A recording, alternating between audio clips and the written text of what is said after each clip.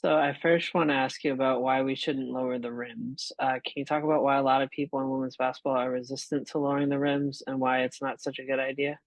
I think I guess, trivializes the sport and the game, and that I guess playing on the same dimensions as,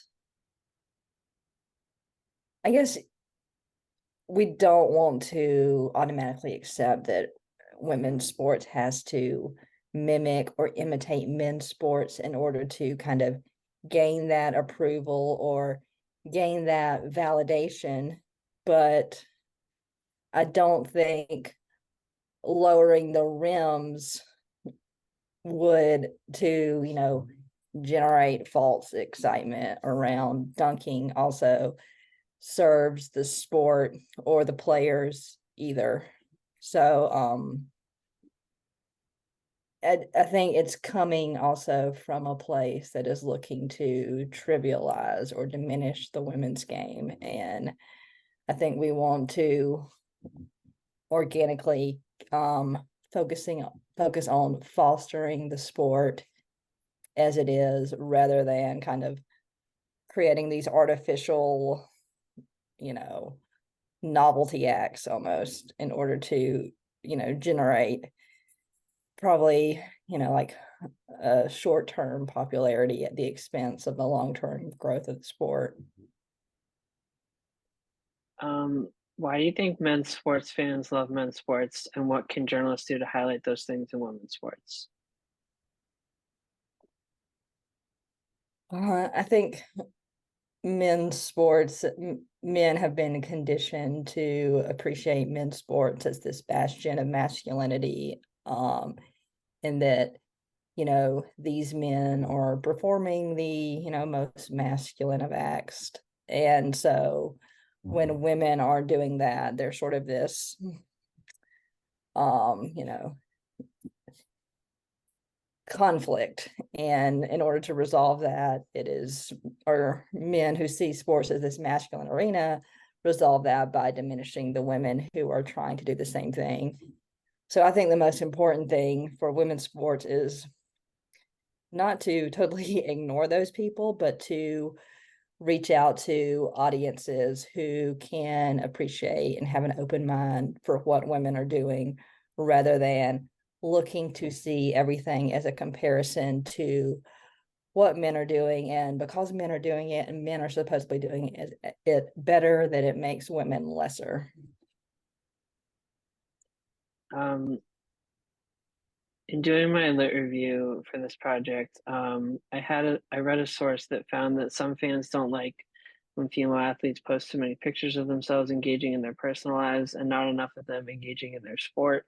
But another source found that fans of women's sports respond better to feature articles about the athletes' personal lives than to stories about their statistics. So, which do you think is more important, selling personalities or selling athletic competence? Or do you think you need a good mix of both? Yeah, I certainly think it's a good mix of both, and I think that's interesting because I think it's how, when women are, their personal lives are presented, it's like, what are they presenting? Because I think early on, especially 70s, 80s, even 90s, it was a lot of, oh, their wives, their mothers, their daughters, they are in these traditionally feminine roles, and oh, they just so happen to play basketball or soccer or whatever. Versus, I think today we're seeing more women who are, you know, entrepreneurs who have, their own dynamic personalities as independent women. And in some cases, it may be about, their relationship with their parents as inspiration, or, a relative, but it is more as kind of their fully fleshed out personality, rather than trying to fit them into a box that, oh, there's still this all-American good girl who just plays sports, versus they're a dynamic modern woman who excels in these various spheres, including athletics. So, kind of promoting their personality in the right way. Yes, I think in a way that is consistent with being an athlete, that speaks to the kind of motifs of strength, independence, and empowerment that you see on the court or field and in their personal lives. Um, do you think encouraging and spreading less sexist coverage will make women's sports more popular, coverage that doesn't demean women or sexualize them? Yes, I think this would probably be true for women in any sort of entertainment industry, that, focusing on the substance of what they are achieving and their accomplishments over any sort of trivialization. Um, my research into feminist media theory also talked about how important it is to have women working in the media, that they should be at the forefront of changing their own narrative. So, as a woman in the media, can you speak to this importance when it comes to covering women's sports? Yeah, I think this is an interesting question because I don't know if you were on, I guess, Twitter the other day when it was Shams who broke the news about Stewie's new contract. Yeah. It's sort of like, okay, you know, of course, I'm not a beat reporter, but for those who are doing the reporting and trying to foster these relationships, many of them being women, women of color who are trying to tell these stories of these players in a way that will encourage the full appreciation, whereas the male journalist is still seen as, I guess, superior if you want to get out a message that is respected. So I think, yeah, it's sort of that double that women athletes are often less respected and women journalists are often less respected as well. So a woman athlete having a prominent male journalist, or maybe if it's a female journalist, someone who is from a predominant outlet that primarily focuses on men's sports, tend to get prioritized over those who have women who want to, tell their stories, not just in this one moment when this one newsworthy item is happening, but wants to foster, that relationship that can really lead to better coverage of their sport, that can, lead to substantive understanding if there's something, controversial that happens that needs to be covered. So I think it's, I guess, uh, requires the cooperation of the athletes themselves, in a sense, to fight against these structures, to build a stronger media environment where women reporters or writers and women athletes are working together to kind of change the power dynamics, rather than doing that sometimes, but then at other times sort of slipping into how the dominant system is currently set up. Um, what do you think about the underdog story of women, them being discriminated against in so many ways, both in sports and outside sports? Everybody loves an underdog story. So, do you think that gives women's sports an appeal that men's sports actually don't have, that we can take advantage of? I think to an extent, but especially in sports coverage, everyone can be made into an underdog in some way, shape, or form. On the men's side, whether it's socioeconomic or racial dynamics, or even just sort of invented things that the coach and the team, that, oh, the refs were against us, yada yada yada. So I think that can be part of the story, but I think the best thing that we can try to do with women's sports is try to look beyond these traditional narrative archetypes, and whether, again, I think some of the weaving of the personality into the stories of the game and the sports is a way to do that. So I do think there is a place for those kind of conventional narratives, because that is what people have been socialized to read about in the sports sphere. But I think to add in that extra element of, richness or inventiveness or creativity that could possibly happen with telling stories in a different way and outside those traditional models. I wanted to ask you about hyping up the team that wins the championship. With a team like the Aces, with so many great personalities, Asia Wilson, Cindy Colson. Do you think they're making your job easy when it comes to promoting them? And do you think an Aces dynasty could be huge for the popularity of women's sports? Yes. Yeah, I think just there, yeah, I mean, like you just can scroll the Aces social media feed and just find good stuff. I think, yeah, players who are unafraid to be themselves and who have extroverted and outgoing personalities and are unafraid to show them on the court or off the court, just adds to it, whether that makes them, villains for some fans because, oh, the Aces are too much, or they're, beloved by others. I think, yeah, the just overall vibrancy of the team and the fact that they're really good, the kind of combination of the two, and that they're sort of, hopefully this kind of magical mixture that more and more people can, appreciate them, and then in turn appreciate some of the more muted players and personalities from across the W. Um, and then, kind of in addition to Asia Wilson, the other big name out there right now, Caitlin Clark, I wanted to ask you, what do you think she and ESPN's coverage of her are doing for the popularity of women's sports? Apparently a lot, because my mom was saying the other day she was at work and someone come in, they knew I wrote about women's basketball. They're like, well, what about Caitlin Clark? And part of me is like, does this person know who like Asia Wilson is? Because I'm like, yes, Caitlin Clark is good, but Asia and the Aces are better than Caitlin Clark in Iowa.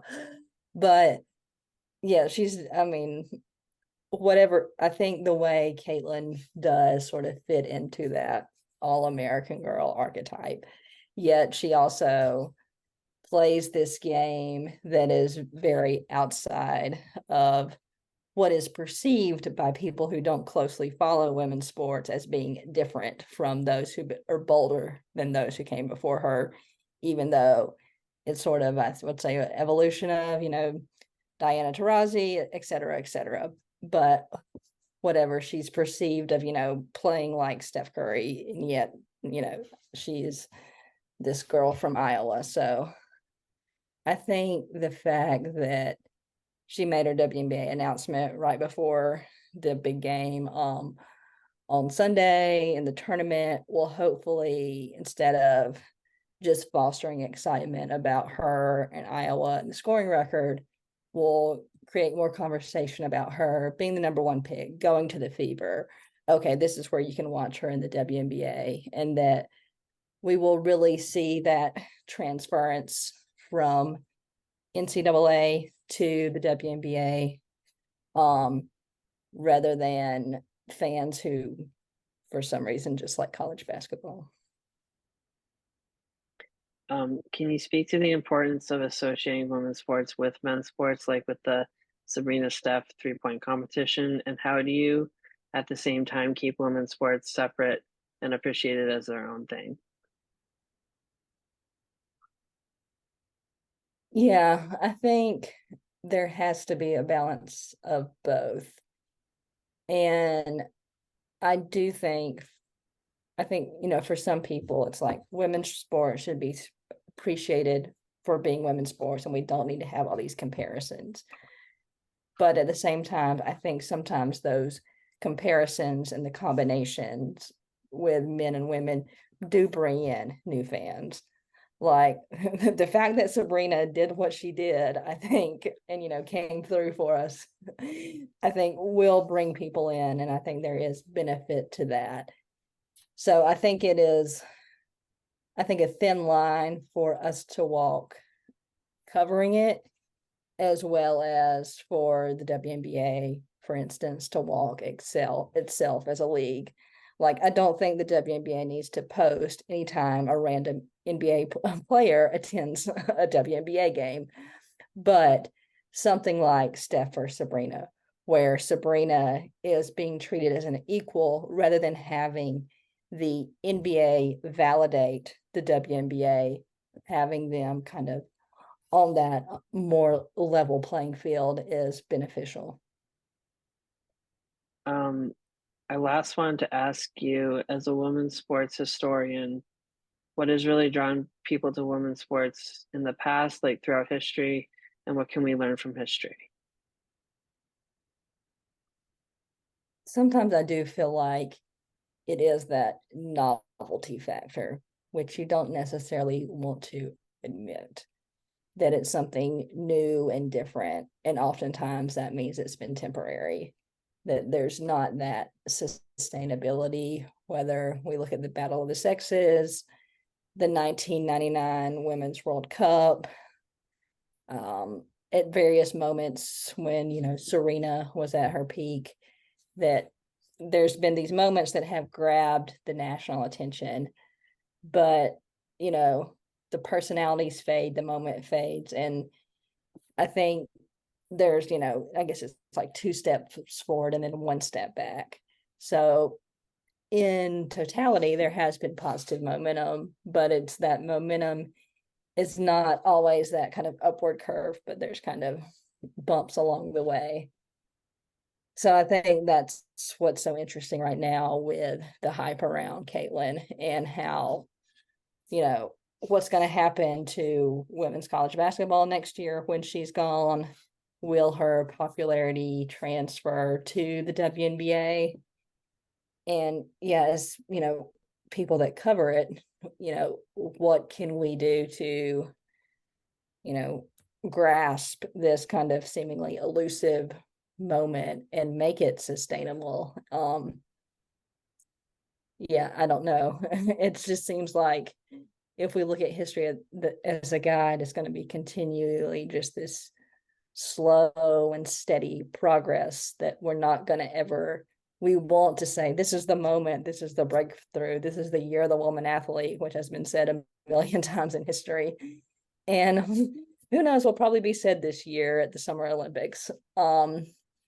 But maybe I'm being a little too cynical, but I just feel like it's going to continue just to be that more slow and steady chipping away with these bright moments rather than that equal playing field that, is going to one day burst through, even though that would be wonderful if it happened.